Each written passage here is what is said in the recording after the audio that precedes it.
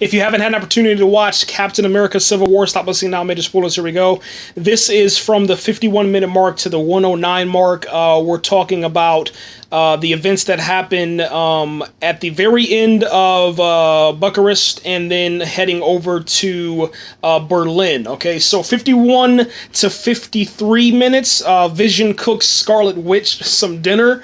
It's a comedy in itself, but then all of a sudden it turns into a horror flick, man. And let me explain that. Vision has never eaten any kind of food. You know, obviously he's not human, okay? But Scarlet Witch and Vision, they have some sort of connection together. There is something there. Vision says, when he's asked, well, what do you want? He's asked by Scarlet Witch. He says, for people to see you as I do. Iron Man will not let Scarlet Witch leave the facility, so Vision is trying his best to be human, but whenever she tries to leave, his protector mode, his Jarvis mode, the robotic mode kicks in, and he immediately, you know what I'm saying, goes from being very nice and very pleasant to being, you know, a robot, man. It's crazy. He's an android. You know, he has, you know, our emotions, our thoughts, our desires, but he also has, you know, the know-how to kill you instantly, you know what I'm saying? So she's stuck inside there with him. We switch over to Berlin. Bucky is now in custody. Captain America, Falcon, and Black Panther are in custody. Bucky is inside of this cell with the number 23 on there, I guess for Michael Jordan or the Illuminati, whichever one you're more interested in. Captain America, Falcon, and and Black Panther, they're talking. Falcon says, "So you like cats?" And then Captain America's like, Captain America's like, Falcon. And then he's like, what? I mean, a man shows up, you know, dressed like a cat. You got to ask. You know, you got to wonder.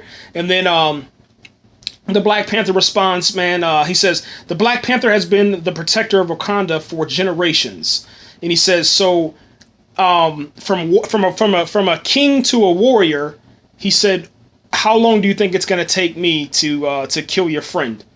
You know what I'm saying? He says, how long can you keep your friends safe from me? Because I'm Black Panther, you know what I'm saying? And I'm gonna bust that ass up. All right? It's really, really cool, man. I like how they have, you know, interaction between all characters. Every character on screen talks to each other, man.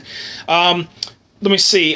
We get introduced to another character, and that is the Hobbit. The Hobbit is now inside of the Marvel Cinematic Universe, plays Ross. He's a task force commander, and I don't trust him already, man.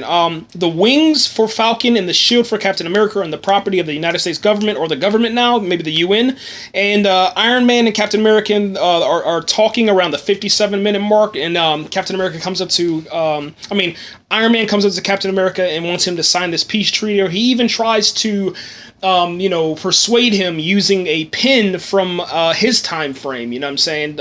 When two countries came together for the betterment of our world, our civilization, for the future of mankind, and they signed a peace treaty. But Captain America's like, no, I'm not doing that. Okay, and this is at the 1 hour mark. You get that famous line from Tony Stark to Captain America. Sometimes I want to punch you in your perfect teeth. That was at the 1 minute mark, and it was pretty powerful seeing that, man. The 101 mark, man, the government is investigating Bucky. Agent Blank comes in to help, and Captain America hear what's going on inside the room.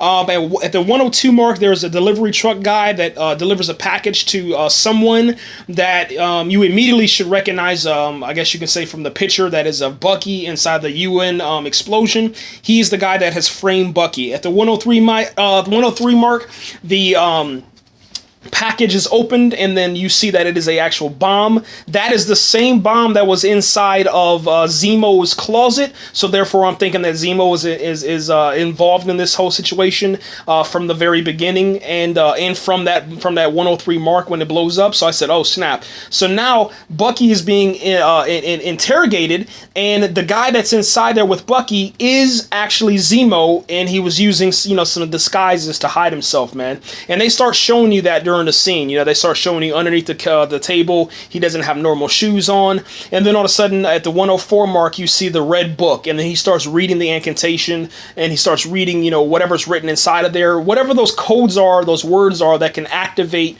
the Winter Soldier, that's what he's doing. And then all of a sudden, Bucky is activated at the 105 mark by Zemo, and he says, mission report, December 16th, 1991. That gets, you know, Bucky doing whatever he's supposed to do, and there's no stopping him, man. Bucky fights Captain America. He knocks him down the elevator shaft. Then he knocks out, or well, before that, he actually knocks out Falcon, and then Falcon gives chase to Zemo.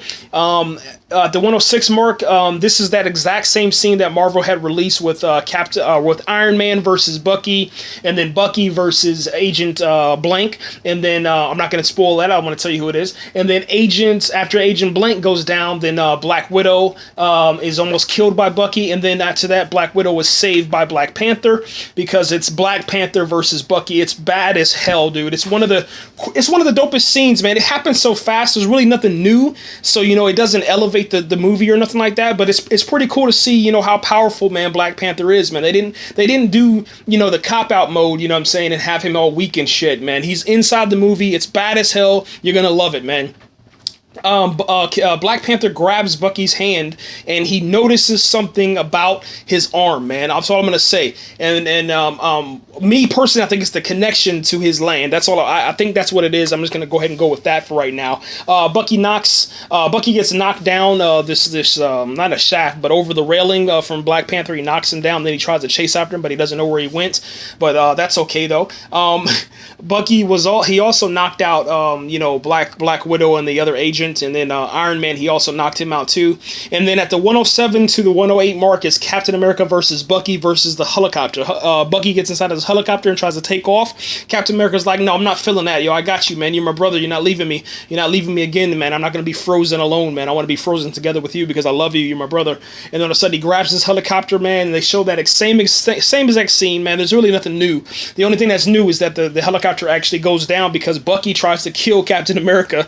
Literally tries to take his head off with the goddamn chopper blades, man. You know what I'm saying? Bring the chopper down, yeah! And he tries to kill Captain America, man. It's really, really intense. It's really good. CGI is good on there. But the helicopter does look pretty fake, man, once again. And that's what, you know, you can't give the movie any more rating. You can't give it anything else because, you know, the CGI is pretty bad, man. The helicopter finally goes down into the water, and then Captain America once again saves Bucky.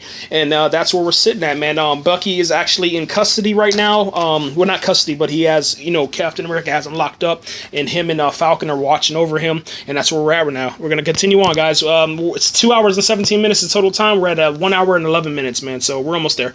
Right there, guys. Comment about the Captain America Winter Soldier, man, right there.